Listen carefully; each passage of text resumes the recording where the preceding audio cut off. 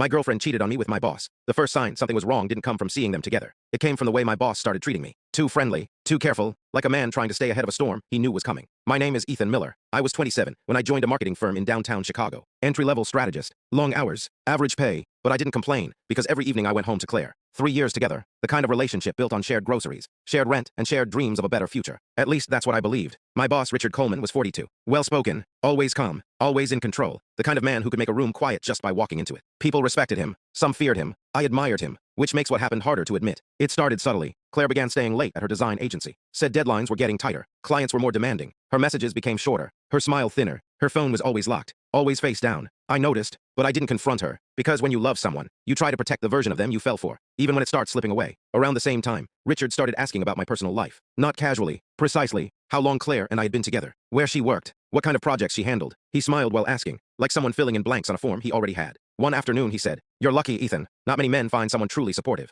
I thanked him, didn't understand why that sentence stuck in my mind like a splinter. The unease grew at the company's annual networking dinner. Claire came with me. She wore a black satin dress that caught every light in the room. Richard noticed. I saw it in his eyes before he masked it. They talked while I grabbed drinks. Too close, not touching, but standing in a space that wasn't meant for me. They stopped when I returned, smiled, like they'd only been discussing weather. That night Claire was distant. When I asked what they spoke about, she said, "Work stuff. Nothing important." She didn't lie. She minimized, which somehow hurt more. After that, small changes became impossible to ignore. She stopped asking about my day, stopped arguing, stopped caring enough to fight. And silence is far more dangerous than shouting. One evening I came home early. The apartment was empty. No message, no missed calls. Her location said studio, but her studio had closed hours earlier. When she returned, she said they'd had a last-minute client presentation. She smelled different. Not perfume. Something sharper. More expensive. Not hers. I wanted to confront her, but fear kept me quiet. Fear of confirming what my heart already suspected. The truth revealed itself in the most ordinary way. A mistake. A careless moment neither of them expected. Richard called me into his office one afternoon. Said he wanted to discuss a campaign strategy. While he spoke, his phone buzzed on the desk. The screen lit up. Just long enough. A message preview appeared. "Last night was reckless, but I don't regret it." And the contact name, Claire. He reached for the phone too quickly. Turned it face down. The room fell silent. Not awkward.